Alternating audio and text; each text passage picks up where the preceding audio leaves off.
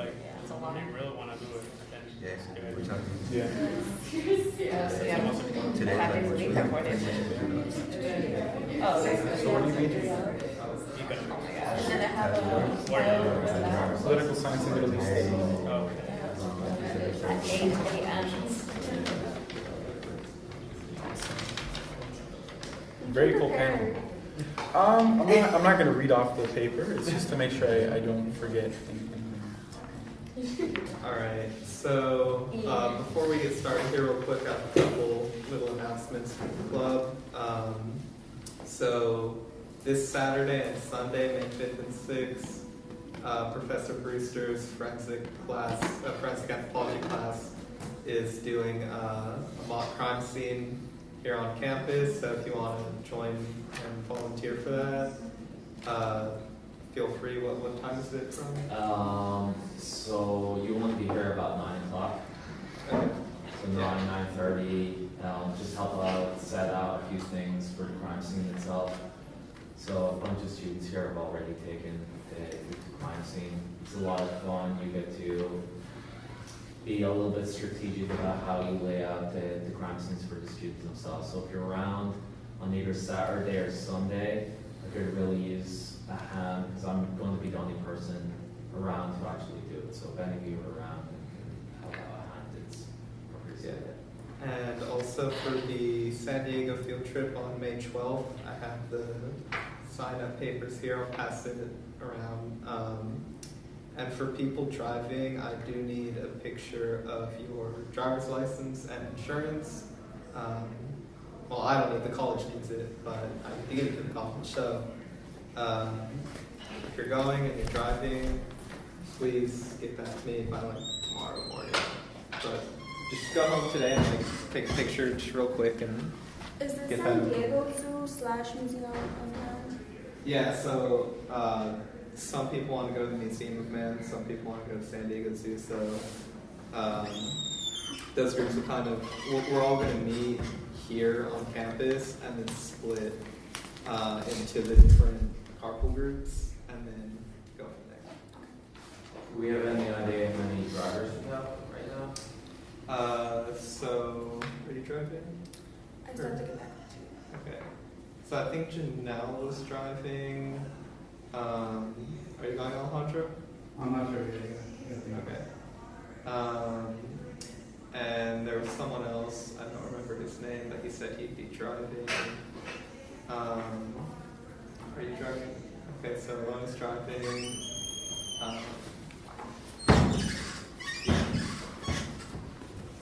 So that's going to be probably at this point, that's going to be the limiting factor because we have over 30 students the last time that are signed up to go. So we want to make sure that we have enough cars going down.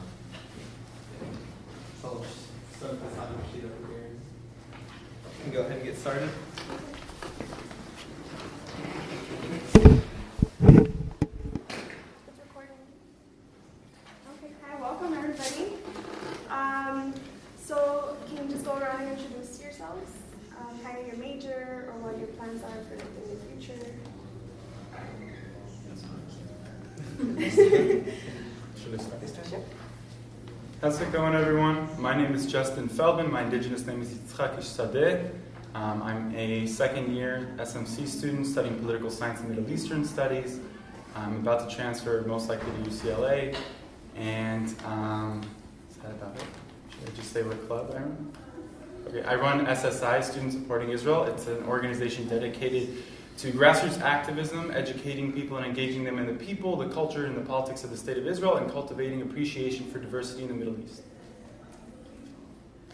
Hi everyone, my name is Adrian Restrepo. My major is economics. I've been really involved in campus since I started here, and it's a pleasure to be here. Hi everyone, my name is Natalie Flores. I'm one of the managers from the Organic Learning Garden. My field of study is environmental studies, and I'm an urban farmer. My name is Alexa Benavente. My major is environmental studies. I'm the current director of sustainability and direct future advocacy for next year. Hi guys, my name is Salva Morales. I'm a second year here. My major is sociology. Hello everybody, my name is Francisco. I'm an anthropology major. I just got accepted to Santa Cruz. I'll be going to Santa Cruz. And I'm also a part of Ideas, which is a student club that focuses on undocumented students. Hi everybody, I'm Dee Capelli and I'm an anthropology major and just recently switched to anthropology as my major, and I want to transfer to UC Santa Cruz, but I have some more classes to take. Okay, so we have a lot of anthropologists here. So we're talking about applied anthropology today. This uses theories, methods, all the things that we learn in the class, but then we use this knowledge to solve human problems. So activism is the organizing and working to bring about either political, social, civil, any type of change. So all of these people are involved in different ways to make changes in our community, in our campus, in their communities. So what are some of the issues that you are all passionate about changing? Okay, I'll start. All good. So a lot of what I focus on in my work on and off campus, in my own activism, and also actually for my job, is I'm very concerned with the ethnic relations between different peoples around the world, but particularly in the Middle East. Many of you guys are aware of many internalized stereotypes about what being Middle Eastern means, and that involves a lot of principles post-colonialism, right? So I think a lot of the work that I do, what I'm concerned with, is bringing new narratives or the hidden histories, uncovering the hidden histories of indigenous peoples, particularly in the Middle East, and showcasing kind of their struggle and how they've survived through a lot of different movements that have plagued the region, that they're also survivors and they're resilient of all these different phenomena that we also engage with here in the United States. So it's about building that bridge between different groups of people, not just focusing on social justice here with ethnic groups, but seeing it at the world at large. I think I really focus on those intersectionalities in my work. And to be specific, that's the next question. You know what? I'll just wait. I'm done. I focus on education. I think that's a deal breaker, when you're having so many problems in society.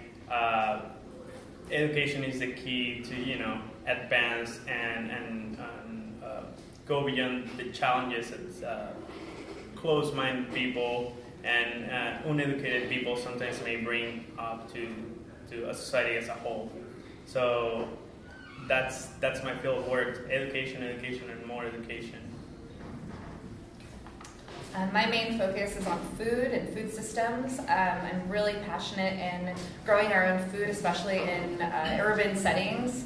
I think we're very lucky to live in a state that can grow food all year long, and I want more individuals to learn how to grow their own food, to become educated on the topic, but to also bring community about through our food systems. I think is huge when we have our community supporting us in whatever it is that we do. I feel like we can actually create more change, but I think the primary thing is food, because everybody has to eat. If we don't have good food to eat, and if we're not growing enough of it ourselves, somebody else will, and in terms that will actually hurt us. So my big passion and the reason I do what I do is because I love food, I love to feed people, and I love bringing community together around the idea of feasting.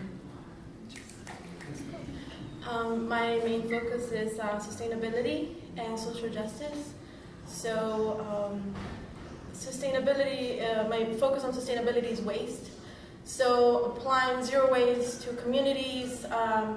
I'm all about community. If community doesn't come together, there's not really real change that we can do. And focusing on sustainable development for social justice. So I come from a third world country where there's a lack of education, indigenous rights, and a bunch more. So sustainable development. Well, I focus on social justice as well, but the issues I really like to focus on is incarceration and immigration, right? Because a lot of the times, the majority of people getting incarcerated are people of color. And the majority of people who are immigrants are people of color as well. And what I like to really focus on is the fact that, you know, before getting deported, you serve time here. You don't just get deported because you did something bad. You serve time. And you serve time in places that are like not humane at all, right? So I really look at that, and I also like to focus on indigenous resistance to colonization. I myself am an indigenous woman, and you know, that's what I like to focus on. So I think my focus is looking at the economic and ecological aspect of things. I know there's a culture that how, you know, of being wasteful of kind of the luxuries that we have as Americans. I think kind of what led me to activism specifically, and what led me to, you know, even anthropology, was coming home from Afghanistan in 2013, and I wanted to be a part of a community, and I got involved with everything I could, from students and, you know, going to Standing Rock and seeing how interconnected that was, and you know, being a part of the veteran community, which is PTSD and homelessness against people of color that are typically homeless or that don't have that kind of community through family. And so it's a very intense atmosphere, but I think even in those intense situations, when you have community, you have other fellow leaders, I mean, you see challenges that you see, I mean, you find hope in. What I didn't mention before was the kind of activism I've been involved with, and since I'm an older student, I've got actually a lot of activism in my background. And it's the biggest thing that I've ever been able to do was to initiate the very first job and business fair for the transgender community out of Hollywood, California, Hollywood, Los Angeles. It's just part of what I like to do, because being of service is incredibly gratifying. But I've come to, through volunteering in the shelter here in Santa Monica, the animal shelter in Santa Monica. I'm actually on the Disabilities Commission for the city of Santa Monica. And I also volunteer for the actual rescue that rescues these dogs. So I've been very involved in that. And then, this is a funny story. I went blind, and the funny part was I signed up. I went back, decided this is the time I have to go back to school, I have to get my college education, and I accidentally signed up for my first anthropology class. It was a total accident. I thought I was signing up for communications, and I don't know, I transposed numbers, and I ended up in an anthropology class, and I was set on fire by it, because I could see that by learning how anthropology in the different areas that it touches can make us understand ourselves, help us to understand ourselves, and also to change the world. And I'm very passionate about how we modern humans have lost our connection to how animals make it possible for us to live on this planet. Instead of looking at animals as being beneath us, they are in fact what allow us to be here. I believe that we have lost that connection. Perhaps the first time anybody went trophy hunting or hunting for sport, maybe that's when it started, when we stepped outside the circle of life. But I also see I have a sense of a Venn diagram between what I want to do with anthropology is to establish a kind of, perhaps a curriculum. I know it's big, but why not shoot for something that's really big? But I see a kind of Venn diagram between what everybody here is trying to do and what I'm trying to do, and that is to look at ourselves as a complete entity, that we don't leave anything behind, that we always address sustainability, indigenous peoples, whatever it is, but it also comes from understanding who animals are as sentient beings. I know I'm preaching and I don't mean to do that, but that's kind of what I want to do through education and going on to a doctorate degree. So that's my plan, and that's my service. So some of you kind of mentioned it already, but what are some of the specific ways that you are organizing or have organized in order to bring about this change? So, okay, I just want to, I guess this is just a habit now, the routine. So I already mentioned the club that I run, which is one grassroots chapter out of 40 all across North America. So it's a growing movement of celebrating diversity in the Middle East, of engaging people in culture and things like that. But what I do for work which is a really, really big blessing, is I tie in the same ideas. I'm the youngest staff member for an international nonprofit called Stand With Us, which educates and empowers people, students and community members, about the Middle East and the issues at hand, about the Israeli-Palestinian conflict, about the history there, and many different things, to be able to give people a chance to have a platform that's educated, well-rounded, according to whatever their interests are. Right? So I started off with them in high school, and in high school I was involved in many different things. Okay, I can't go across different questions, sorry. Essentially, that's what I do. I go to different high schools and I speak to different classrooms. I go to speak to different communities from LA all the way to San Diego. That's kind of the area I'm responsible for educating people about a lot of these issues. In addition, I helped organize a march movement with lots of different groups, but the name of our movement is called Jews for Indigenous Solidarity. So that's what we started off with, and our first appearance was the recent march at Pan Pacific Park for the Armenian genocide commemoration. So that's what I started doing kind of on the ground, not just in the classroom environment or in the work setting or on school campus. So I'm really trying to interconnect it in my daily life, and I think I'm starting to do that a lot. My activism started on the street. Then I went to school, but here. But what I started doing on the street was based on education. Back in my country, Venezuela, we had an educational reform coming on, and they wanted to implement these brainwashing books that beneficiated the government. So we went out on the street first for 4 to 6 months. Then I came here to the U.S. And got involved with AAS, with different organizations on campus. And right now I'm trying to set up a soccer academy that can help kids that cannot afford a coach that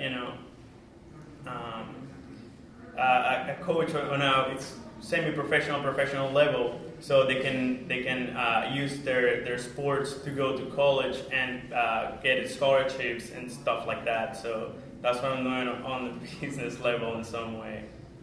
So are you also a soccer player? I was a soccer player. I played professional for a year. But just said that. Cool. I guess my work consists of community building and gardening. I work at the Organic Learning Garden. I also work for a nonprofit called Kiss the Ground. That's major focus is on soil and regenerative agriculture, partners up with huge farmers and tries to educate them on the importance of regenerative agriculture and building soil, things like composting and different methods to farm better. But I guess my work is community gardens, turning vacant lots into gardens, bringing people together towards in the space of a garden. So that's my whole world basically revolves around these gardens and bringing people into the gardens for whatever they need, whether it's like healing, therapy, food, education, joy, entertainment, kindness, love, compassion.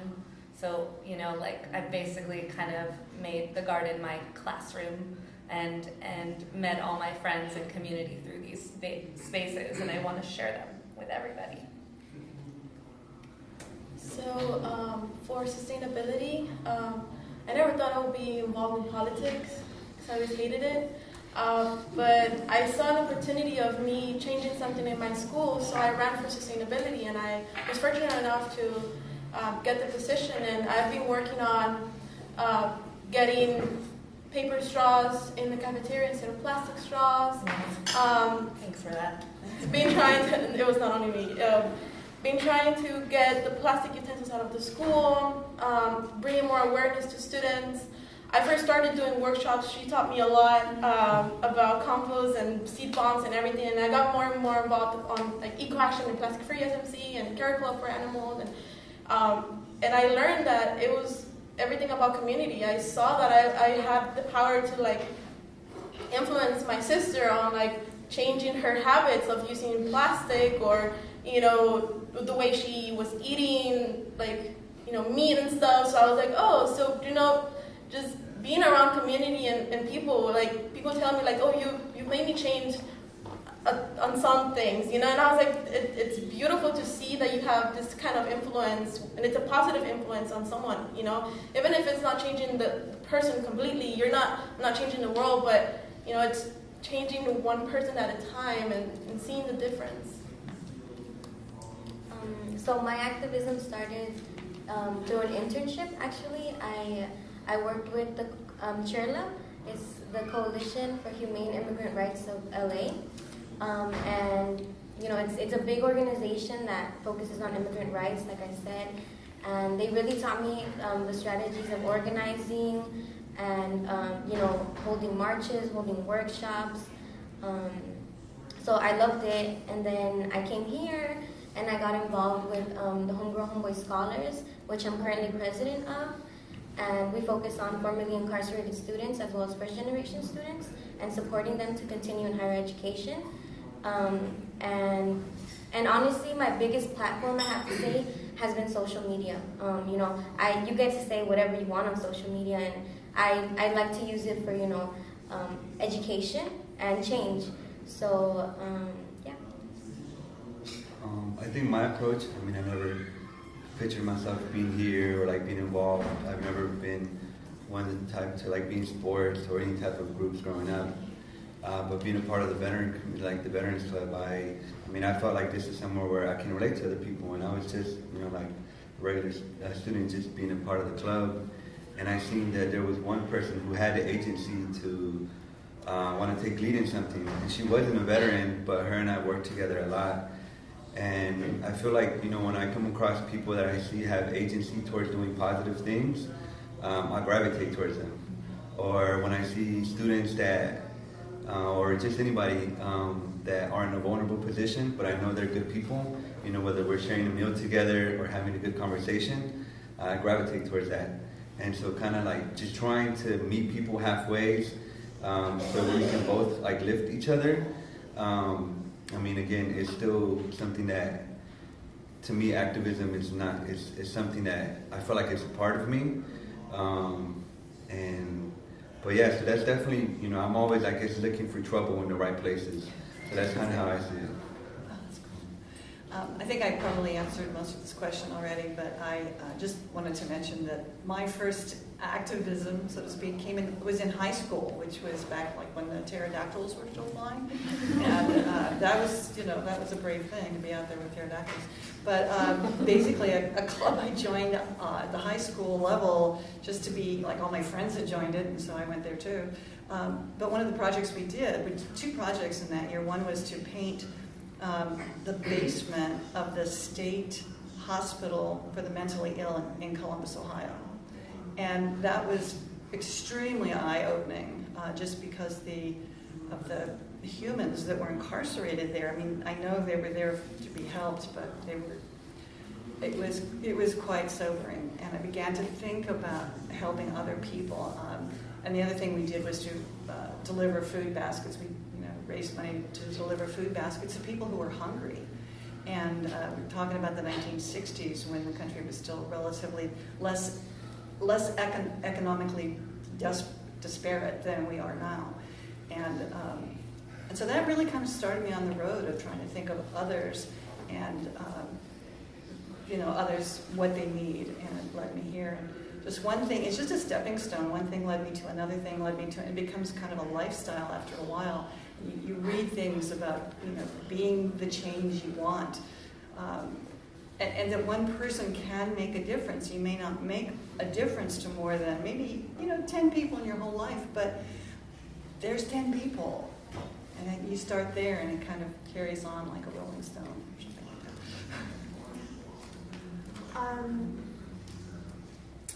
How did you first get involved with activism? But some of you kind of mentioned it. So also, how do you balance your schoolwork or your outside work with activism and the things that you care about doing? So in high school, a very different time. I was very fortunate to study many different things that most people don't get to study. I went to Cleveland Charter High School in Reseda, California, just about 35, 40 minutes north of here. Anyways, there I was able to study in my humanities program philosophy, critical race theory, gender studies, queer studies, lots of different things. Philosophy, did I already say philosophy? Whatever. That's what I was involved with, and it really opened my eyes. You could say it engaged me in woke dialogue, whatever that means. And it was the first time where I was, really questioning my ethnic identity and how that fits in the greater framework of being in American society and things like that. So later down the line, in my senior year of high school, I started the first cultural festival in an effort to bring together different cultural clubs, do lots of fun stuff, and show the diversity of my community. And then it was from that time on that really a lot of things started to change. In my junior year of high school, just going a little bit back in 2014, on my social media, a lot of things started blowing up, and I saw a lot of different articles. You could say fake news, real news, whatever. In the Middle East, a lot of things were heating up. I don't know how many of you guys remember Operation Protective Edge. There was a war between Hamas controlling the Gaza Strip and the Israeli government. So thousands of rockets were being fired on Israeli civilians in the south. And in retaliation, there was a lot of controversial responses as to the proportionality of what was happening. And so the news media covered it in a specific way in order to show civilian casualties in a very specific light, to throw forth many different agendas. So for the first time in my life, I felt like I'd become politicized. I dropped video games. I became obsessed with exploring the narratives, with doing research, and not accepting headlines at face value, because I felt like the fiber of my identity as an Israeli American was being put on the line. So I became obsessed, researching the facts, taking into consideration narratives, indigenous narratives in particular. Am I native to this piece of land, in the Middle East, right? Do I trace my genealogy there? Did we displace people? Things like that are thrown as accusations consistently back and forth in academia, right? And I realized that the more I was willing to question the fiber of my identity and beliefs, the stronger I would come out of that. The stronger I would come out of that for truth and for justice. And I realized that at the end, me putting my identity on the line, even as recently as taking a 23andMe test, indicated the indigeneity of me, even though being mixed. Many of us being mestizos as a result of colonization. I still bear my indigenous identity, and I still celebrate my lineage that can be traced all the way back to that piece of land. So it's a big deal. When people are trying to rewrite your history, that's, it's me owning that and taking that into my own hands and furthering that justice for my people and hopefully for other peoples who haven't had the same chance to experience that. So that's really how I started getting involved in the work that I do. But more than that, in terms of time management, I find that Google Drive really helps. I have 4 different to-do lists, and I just type different priorities on there, and that's how I map everything out and stay on my toes. Time management, I was really bad in high school, but figuring out, my priorities and understanding that in life there aren't so many second chances that you can have. It just hit me once I started coming here to SMC, commuting, 40 minutes, 4 days a week, back and forth. So I was more grateful and appreciative of my privileges in my life, and for that, I've managed my time a lot better, and that's how I balance activism with day-to-day things. How do I balance activism and schoolwork? A lot of coffee and no sleep. No, I'm kidding. I think writing stuff down, it helps a lot. Helps to do the task, whatever you need to do, helps to set priorities. And I think it's just seeing what you have to do. If you have to study one day, you have to study. You can't be an activist Fridays, alright. It's not, you're not less involved with the cause. You're not, less informed or anything like that. But I think that's the best way that I found to balance school and activism. Just writing everything down and making sure I'm doing everything that I want to do. So I don't think I answered your question about how I got involved in this. And that was about 10 years ago.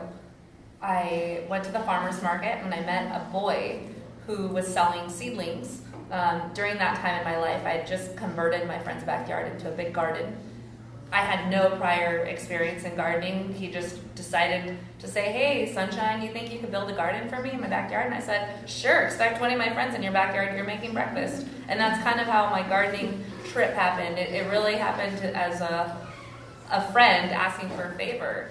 And him putting the faith in me that I could actually accomplish this mission. And I thought, people do this, right? So, and the fact that it was like a party and a celebration made it that much easier. But I got involved with an organization, grassroots organization in Mar Vista called Transition Mar Vista about 10 years ago, and it was the whole goal of this organization is to reduce your carbon footprint. And one of the things that this organization does is Good Karma Gardens. Good Karma Gardens means you're going to show up at a neighbor's house, a perfect stranger, but now a neighbor. You're going to convert their front lawn into a garden, and you're going to meet all your neighbors, and you're going to do this with people you don't know, but now you have friends, and you guys are doing this as a team. And I loved the whole idea. And the way that it works is you tear out someone's front lawn, and then they help tear out another person's lawn, and it just keeps rolling forward. And I thought, man, this is really cool to have. Now I have all these really cool friends that are doing really cool projects in the city. We're growing food. I'm learning as I'm doing. So free education, I loved it. It was so awesome. But that's how I got onto my gardening trip through Transition Mar Vista. But then I decided to woof. When I was about 23, I did Central South America. If you don't know what WOOF is, it's basically like a work exchange to live on a farm and to do work. So instead of like going to school or a classroom, you're basically on somebody's farm, and you could be doing anything from harvesting coffee or harvesting cacao or making sugar from sugarcane. So I did that, Central South America, for a year, and I fell in love with farming and farmers, and fell in love with their hearts and their humility and their hard work. And I made it a point to say I want to be like these people, but I want to bring this aloha, this vibe to my community in this city. So that's how I got into farming. But then how I balance this, well, I'm still figuring out the balance. I just had a daughter in December who takes up a lot of my time. However, the garden is a very good space to bring your family. So she comes with me to work sometimes. I found that a morning practice is really essential. Wake up, what am I grateful for? I'm alive, I'm healthy. Your gratitude, setting that those intentions for your day.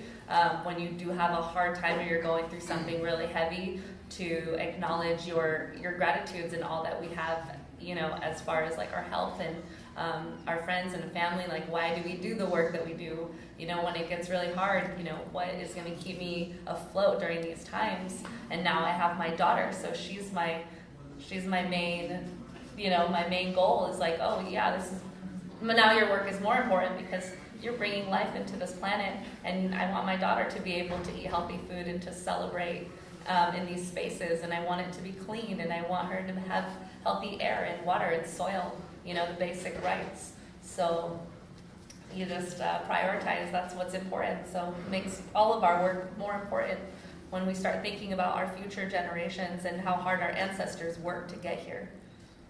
So just keeping that perspective.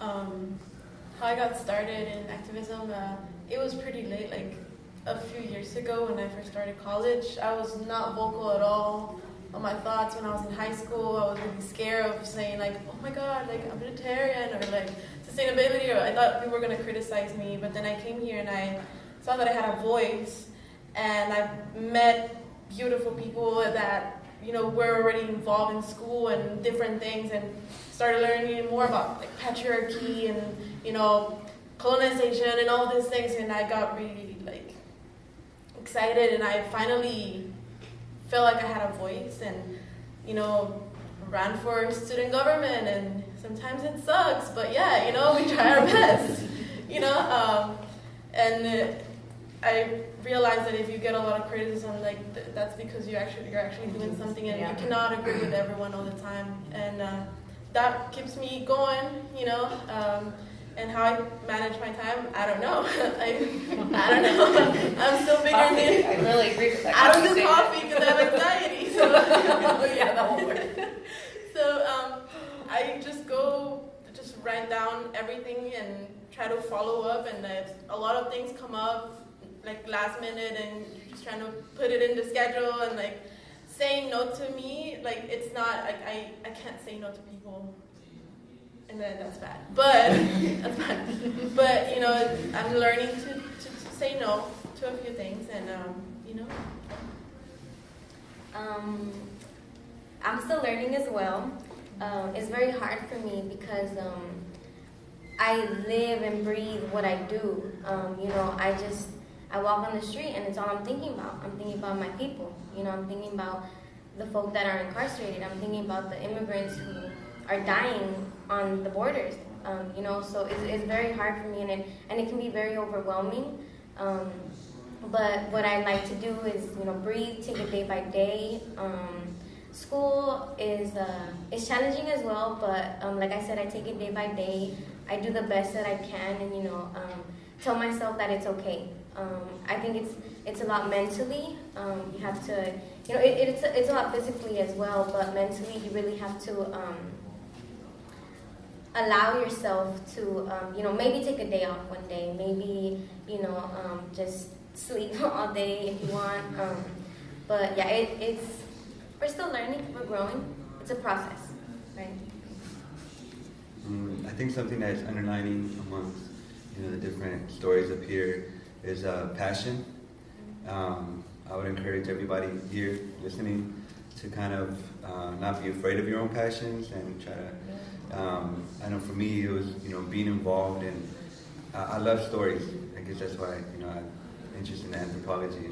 Stories that challenge the status quo or the general expectation of what people are supposed to be. And so, definitely passion. Also, I feel ties into how you prioritize. I think I want to use the story of Standing Rock just as, because it's very interconnected. When I went there, I literally went with like $30 to my name.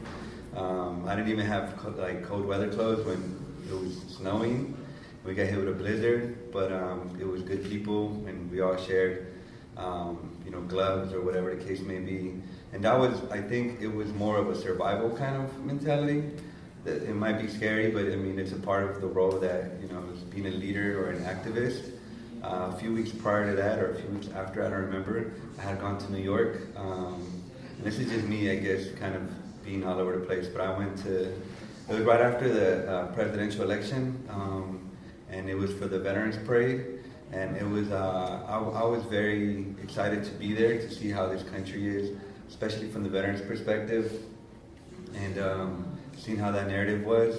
But prioritizing to me, I think, is kind of knowing where you want to put your time and energy. And I feel like as you grow with this role, you can say like, all right, I can't show up here, but I'm gonna show up here for X, Y, and Z reasons.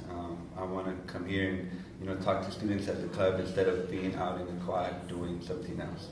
It comes with experience, but writing, everything that they've said, self-care is all a part of the process. Something that faculty said is that don't let the passion consume you, but let them transform you. I definitely like that. My time management. Okay, so I gave up television. That saves a lot of money, actually. So, I also limit, I do get on Facebook, but only, I give myself 5 minutes. And once that bell goes off, I just finish up what I'm writing and I get off of Facebook. And I don't use social media anywhere near as much as I used to. It's a very, very small part of my daily time. But I use a whiteboard at home. These are the big projects I'm working on. I don't know how I figured it out, but I do kind of camp out in Dr. Brewster's office and say, "What am I doing wrong here? How am I studying? Give me some hints." So I think that's been incredibly helpful. One of the things that he said recently that I'm going to talk about you like you're not here was that if you want to be an excellent student, you have to study like an excellent student. So that keeps ringing in my ears every time I get off track. I mean, you cannot study 12 hours a day. I mean, it just doesn't stay in your head. And so I'm trying to be efficient in the way I do study. And I try to do like 45 minutes of studying at a clip, and then again I have a timer that goes off. I get up, I do something else. I'll stretch, I'll walk the dog, and then I come back to it for another 45 minutes. But I break down all my classes into, like, the hardest class gets the most attention.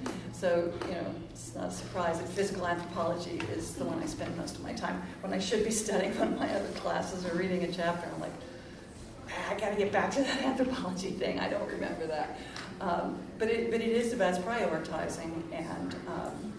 And also I found this is the weirdest thing that I can't figure out is the less I say no, the more time I can find to do it. Now that's not frivolous, you know. Yes, I'll do it. But it's challenging, and it teaches me, hey, will you write this thing for me? Okay, I can probably do it in 10 minutes. Taking that 10 minutes is the challenge of actually being able to do it in 10 minutes that I can take to my studies. So trying to find those study techniques. And I'm still working on it. Honestly, I was not that good of a student. I was like a very average student in high school. And I've been here at Santa Monica College like for 100 years because I started out taking one class at a time, and I had no idea what my major was. I didn't even want to declare a major. I had no idea I was going to transfer. I was working full-time, 60 hours a week, but I've always enjoyed learning new things. So it's been a kind of gradual point where I come to, I need to figure out how to study, retain it well enough to teach it to somebody else, even though I don't want to be a teacher, but to know enough about it to be able to repeat it to somebody else. I'm not quite there yet, but that's my plan. What are some of the challenges that you have faced in terms of your activism, whether it's personal, political, professional? What are some of the hardships? Well, first off, I'd say, I mean, when we're getting into a political cause, whether it's domestic, international, you name it, police brutality, marriage equality, undocumented status issues, all these different struggles, incarceration, you know, environment. You have to take the time when you're starting off in your, I guess, activism career, whatever that means, to evaluate the claims of so many different groups of people. I mean, especially on social media.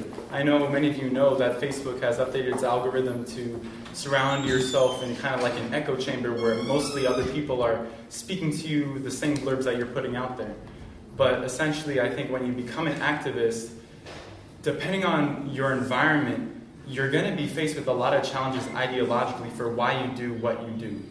Right? And I think that understanding the stakes, like you can be involved in so many different things, but if you don't understand why you're doing it or what you have as a stake in that cause compared to someone else, like as a cisgender person who happens to be heterosexual, I don't have the same stakes in LGBTQ plus issues as those people do. So I have to recognize that, right? And if I'm dealing with a cause where I don't have anything to take, to win, to lose, I have to recognize what I'm doing. Is it conducive to helping that cause? Is it conducive to helping myself? Is it conducive to helping the community? And how can I improve that, right? So that's some of the challenges I think that I faced, and many people here must have faced, many of you guys. In addition to that, I would say professionally, when you're dealing with putting statements out there, like for my job as the youngest staff member for this international nonprofit, like I feel like, you know, I have a responsibility to make sure that the message I'm putting out there isn't straying away from the message of the cause, but at the same time, if there's something I think the cause needs to do or change in order to help people, you know, whether it's making peace or educating people about what's happening on the ground, I feel like I have an obligation to do that, but it's a struggle to balance that with the professional image you have, because not everything you say is going to agree with the majority of the cause, right? You have to be very careful and strategic about that. And also you have to understand the implications of how it can impact your job opportunities in the long term, how it can impact your family. There are a lot of political things that I've spewed in the past 4 years that, you know, my family, they stay like low-key about, but they're like, are you sure you meant that? And I'm like, yes. And, you know, it's about figuring that out and breaking those boundaries. Also, I'd say, you know, not draining yourself with the opposition. So you want to critically think about the issues you're dealing with in every cause, but also not letting the opposition that attacks you back and forth, whether it's constant, whether it's infrequent, don't let it get to your head.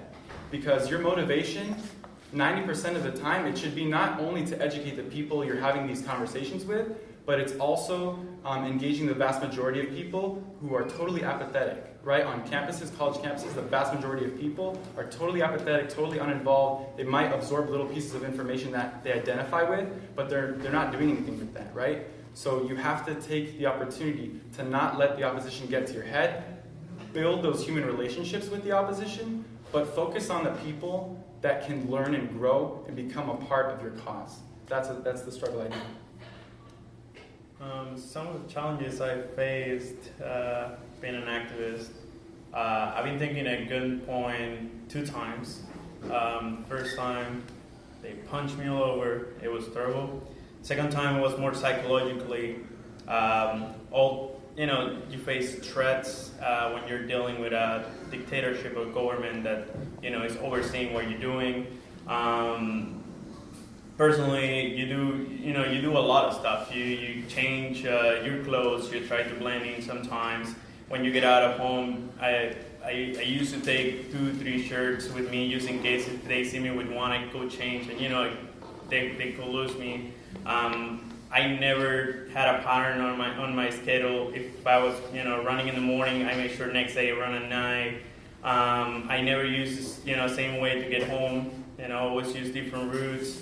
And with my family, we had conversations where I was like, look, some things may happen, bad things may happen, and you have to be aware that they may happen.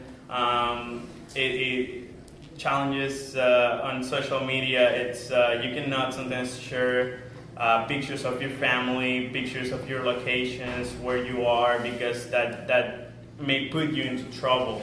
And those are kind of things that I face, and physically demanding. It's very, very demanding.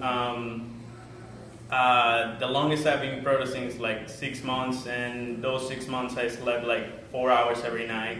We were in meetings from 7 a.m. all the way to 1 or 2 a.m. in the morning. And then, next day get ready for the same high school graduation. I just went there, took my diploma and leave, and had to do other meetings and other things to do. And mentally, it's a lot to take. But, I mean, if you're doing the right thing, if you're doing it for the right cause, and you're taking all the provisions you can, I mean, it's what you got to do sometimes, to create a change and to do something that it matters for you. So I think that's most of it. So. Wow. I've had to face. So when I first started in urban farming, I took over a vacant lot on prime real estate in Venice, on Abbot Kinney. I was going through a very interesting time. Just got done working on a biodynamic weed farm with indigenous people in Northern California, and came back not really knowing how I was going to put forth all the new knowledge I had acquired in these systems. And though I think marijuana is good medicine, it wasn't the route I was looking for, though I did learn a lot about plant medicines. So I took over a vacant lot as a means of healing for myself. That ended up being the very foundation of what I was looking for. I thought, man, if this one little empty plot that's now a garden can fulfill my needs and put my energy towards this really positive new direction, imagine how many other people can be touched by this space. So one of the hardest parts that I face through urban farming is developing in these urban environments when it's so expensive. I did it guerrilla style, which means you don't ask anybody for permission, you just do it. But I didn't do it because of this idea of activism. It wasn't at all that wasn't at all what my drive was. My drive was this space is giving me therapy. It's giving me this medicine almost. Like the land, the soil is giving me something I really need. And my thought was like, if it's giving me some type of healing, imagine how many other people can be touched through these spaces. So acquiring this land made me aware of just what's the potential that could happen in these urban settings. And I didn't ask for permission, and the next thing you know, the newspaper is calling me and my friends and saying, hey, we want to put you on the front page. And like the implications of that whole thing were really interesting. So now we're on the front page, and schools and people are calling because they want to know what we're doing. They really like this. And to us, it was just like, oh, cool, we're friends, we're celebrating, we're building these gardens, this is so awesome, but we're on somebody's land that they're paying for, there was no written agreement. So that whole thing crumbled after 1 year because the landowner, after he saw that we were out on the paper, and we emailed him and we tried writing him, he did not want to form an agreement with us to farm his land, and it's still vacant to this day, so he's probably going to build a parking lot or sell it to developers. Though for that 1 year that we did bring about change in this space was incredible. And it also propelled me to keep furthering my work. And now I get paid to do this work. But it's very hard to develop these really positive systems in an infrastructure where there's so many rules. And I hate rules. I'm not good at following directions. I'm the worst at following directions. I don't measure anything when I cook. I can eyeball things and cook a feast for 100, and it's no problem. But you start giving me a list of things I have to follow and orders I need to obey, and I instantly want to rebel. Because if it hinders our ability to grow as a people and as a community, then it doesn't work, And so that's like one of the biggest things I faced growing food in these environments, and also our soil is contaminated. So I got a job working for Kiss the Ground, which is all about healthy soil. So I figured out a really positive way on how to clean our soil, and it's through planting sunflowers. A lot of people don't know that sunflowers actually are bioremediators. They clean the soil. They eat heavy metals. They eat zinc and lead that are found naturally in the soil. That way you don't poison yourself with a neurotoxin. So those are some of the biggest hurdles, is acquiring land in urban settings and not growing food on contaminated soils. So I don't poison myself nor my community. Some challenges that I face is first with my family. When I first started asking my grandma or my mom, Mom, do you know what patriarchy is? And she'd be like, no. My family is very conservative. I'll be like, it doesn't matter. So I try to teach them a little bit of what I learn every day. And the same when I'm doing a workshop here in school or anywhere else, it's you meet these people that are super negative and they don't want to, they just want to ask you stuff because they want you to talk, but they don't want to open their mind to be like, oh, I see it in a different way or something, so those are some of the challenges. And, even in my personal life, I have to say no to a lot of my friends, and even those friends that I've met, they don't even talk to me because, I prioritize other things than hanging out with them, or, and some people just don't want to do anything and don't want to learn, don't want to grow as a person, and that's a huge challenge for me because me staying away from people that I've met since high school and that were my best friends and stuff, they don't even talk to me anymore because of what I do, what I talk about, or it's annoying to them, or, it's just...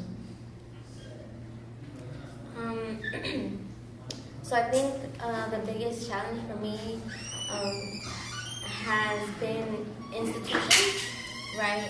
Institutions that continue to say that they support you, right? But once it gets down to business, they end up rejecting what you put forward, which is, it's the same cycle over and over again, right? Another thing would be probably, like you mentioned, really, I guess, getting to people or getting them to understand and open up their mind. It can be very triggering because, you want them to get it, but they just don't. But never take it personally, right? Another challenge I think would be like, as an undocumented student, and I've been getting a lot of recognition, which is cool, but that's not what I do it for. But when I put my story out there and when I get asked questions and want to get interviewed, I say what I want to say. I don't filter anything, right? And my mom gets scared for my safety because, as being undocumented right now, specifically in this country, it's very hot for us, right? So, yeah, I think that's it. I think it could seem that, being an activist is very dangerous, or it's very what's the word I'm looking for? I mean, of course, there's dangers that comes with it when it comes to people pressuring you, but that's not the only way to be an activist. I feel like even being creative, being a part of your community, and changing traditional ways of, just this whole the narrative of who's supposed to be successful, and this white supremacist type of mentality. Specifically here, Sam and I, we did a protest, and it was a bunch of others did a protest. But back in September, it was based on DACA, and when they had declined to support it, they continue it, and it was a protest against this campus. It was, for me, it was a bit difficult kind of trying to lead this when it was we're trying to organize ourselves, and then we have more of a conservative group on campus who were kind of targeting us. Then we have the institution who is why are you being critical? Well, we're just being critical thinkers. Why can't you meet us halfway? And really see students that are leaders and want to bring about positive change to this community instead of just seeing us as kids who are complaining. So there is a lot of different just judgments, and being in the spotlight, it comes with its responsibility. But I would encourage anybody to kind of put yourself in the shoes of seeing yourself as an activist. Because to me, I feel and this is my own personal growth. I guess my biggest challenge is being humble, but also embracing this notion of leadership. I hate the whole traditional way of looking at leadership as that you're perfect being, or this idealistic kind of superhuman, when I'm sure every single one of us again have passions. And to me, that's my biggest purpose, is just seeing the individual humanity in people. Can I say something else? Sorry, I don't want to. I think another struggle for me was unlearning so much that we have been internalized with, Eurocentric, a lot of Eurocentric things that, colonize our minds. So unlearning all of that, it takes so much time and so much energy and so much work, which I think had to be the hardest part, but we're doing it, right? I think I have to admit, my biggest challenge is physical challenge of being blind. I still have about 20% vision, and just navigating the world. I haven't even gone on the metro yet because I haven't found anybody to go with me that first time just to get on the metro. Because once I've done something once, I memorize it, and I know where things are, and I don't make mistakes and try to get on the metro for free or something like that. So there's things like that. I can't see in the dark at all. I was at a big meeting last night, and it lasted into the dark, and when we were all done, everybody knows that I can't, in that group, everybody knows that I can't see at night, and yet not one of them offered to say, how are you going to get home? Are you going to be able to walk home? And which I did manage because I bring a flashlight with me, and I have to anticipate those situations where I'm overwhelmed by not being able to see. But I'm not going to stop, because I know there are ballerinas who are blind. I know, I can't imagine that at all. So I just have to imagine that I can keep going forward, doing what I need to do, which is basically create a voice for the voiceless. And I think that's what all of us do at some capacity, is create a voice for a voiceless group. And basically you look at your challenges and you say, How am I going to manage this? How am I going to deal with it? Sometimes you don't know until you get right to the brink of it and you go, okay, I'm taking one step forward. I may fall off this curb, but I'm taking one step forward. And you're going to fall physically and literally. Literally and figuratively. But you get up, and you just keep getting up. And one of the things I'm finding on the Disability Commission was I was so excited about that, because mobility for people who have disabilities is very difficult in Santa Monica. They didn't really design the streets, and you don't know it until you're disabled. That like almost all the ramps when you come to a pedestrian crosswalk, the ramps point you right into the middle of the intersection. And if you have if you're using a stick that helps you tell you where things are, those little bumps on the ramp tell you, oh, here's the ramp, and you just keep using that stick to tell you what direction to go in. And it just sends you right out into the middle of the intersection. And now, because I'm on the Disability Commission, I was able to meet with one of the city council people who's very, her passion is zero, the Zero project that is to stop all the pedestrian deaths, not pedestrian, but all of the many deaths in the city of Santa Monica in traffic. So she had never thought of that before. So, basically it's just, I was glad that I got up that day, and I didn't want to, and I took the extra time just to go be able to have that opportunity. But still, every day is a challenge, and the older I get, the more aches and pains I get. But I just have to say, what's important? Am I important in this, or is what I'm doing important? Is the change I can possibly affect? Is that what's important? That's kind of what I focus on. Helps me with the challenges.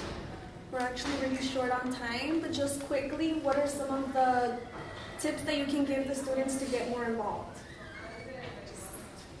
First off, I recommend doing things beyond watching AJ Plus and Vox videos about social issues, causes around the world. Actually consider that there's an agenda when they're receiving Qatari funding or Russian funding or things like that for specific messages. I mean, when they're showing dope ass southern Chinese food that you never even knew about, that's a big deal. That's a story that isn't covered by most news networks, and also for serious social issues. But go beyond that, because if they're legitimizing themselves in certain ways by showing all these awesome stories, and then when they want to tweak it a little bit in one instance or another, they can and they get away with it, that's a dangerous thing. So recognize that there's so many different narratives at play with so many different regional issues, not just in the United States, not just in the Middle East, all over the world, for so many different lines, ethnically, racially, class, sexuality, gender, you name it. So I just recommend educating yourself. And also having human conversations, learning to have human conversations with people you disagree with. It's a really big deal. In my job, that's half the work of what I do. It's having conversations with people that fundamentally disagree with me. And sometimes these people think that I should be a disenfranchised minority in the region that I'm indigenous to, right? Sometimes these people don't recognize the fundamental equal natural rights that I have, and things like that. So you have to meet people in different places. Never give up your own values, never sacrifice your values, but be willing to question those values and have those human conversations with other people. And also surround yourself with those people that keep you in check, because sometimes when you start on a platform, right, you might have a certain agenda, but don't let it grow on you to the extent that you feel like you're the head, you're the spearhead of all this different work and the movement. Keep people with you that will keep you in check, so that you don't fall out of line and that you're not silencing any narratives that need to be brought out. I think that's a really important thing. Just find your passion. Find what you want to fight for, what you like, what changes you want to see. And I think the most important thing is to be critic. And have an open mind. Really, sometimes we have to disagree or ask many questions, so just don't be afraid to do that. It's the best part of learning, just asking questions and asking why. That's my favorite question, why. So I think, just doing those things, and then you'll find whatever, You see this panel here, different people, different backgrounds, different areas, but it all comes to why we're doing it and how we're doing it. So yeah, I think that's That's the best thing to do. Learn how to grow your own food. Learn, even if it's just one thing, just the act of cultivating a crop and consuming it, or preparing and consuming and sharing, will give you so much more appreciation for the labor that goes into your food, but also will help you demand more of your food systems. Because honestly, if you don't know where your seeds or where your food is coming from, you will be sold poison, and this will go on and on and on, and it will poison your waterway and your airway. But like, food is like the basic thing we need to survive: food and water and soil. So just learn how to grow your food. We have the Organic Learning Garden. You could stop by.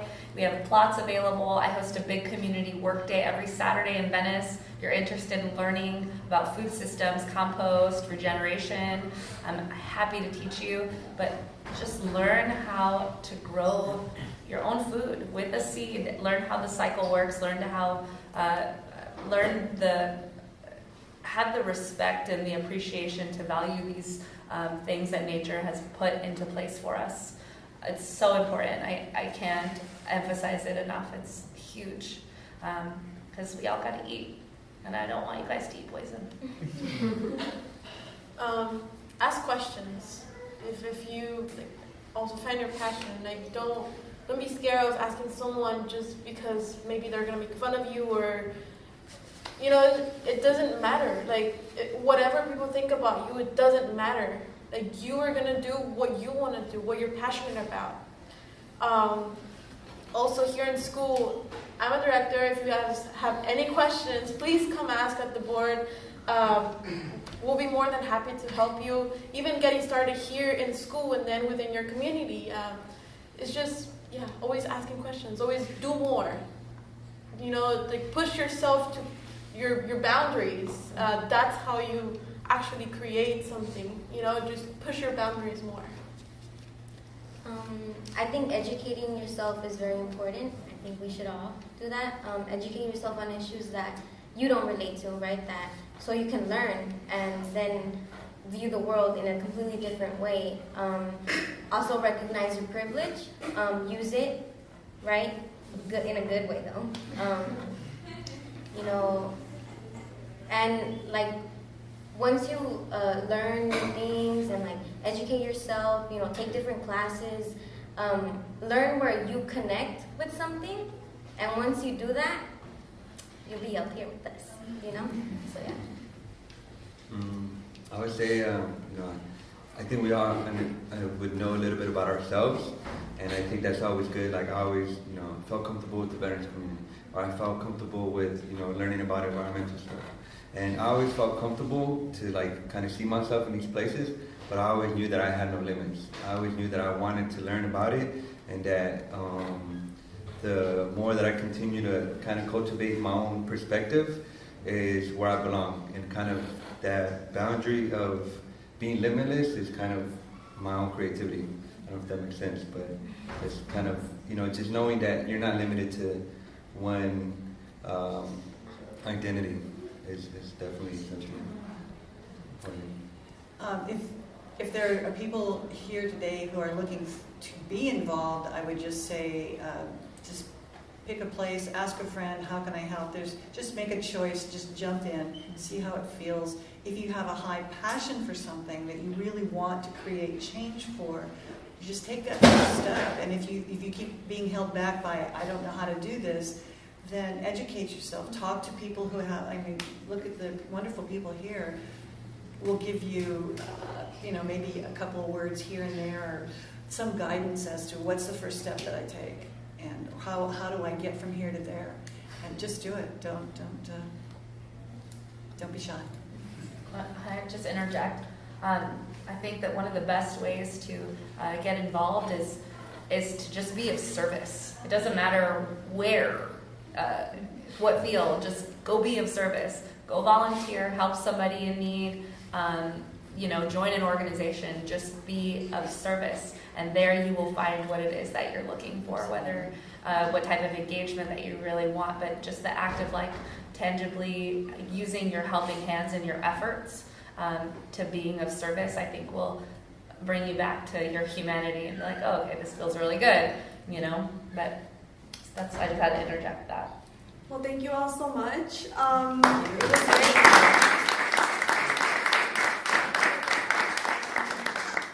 If you have any questions or concerns, feel free to talk to them. Ask Don't be them. shy.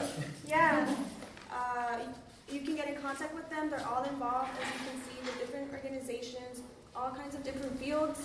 So yeah, just be more involved, because that's what makes things stick. You know, like what we learn in the classroom, it's all just reading and like lecturing and stuff. But once you go out and actually talk to people about it, or do something that is related to it, get your hands dirty, like that's when it becomes real. That's when it becomes like you're actually doing what you're learning. So yeah, thank you all for everything. Thank you.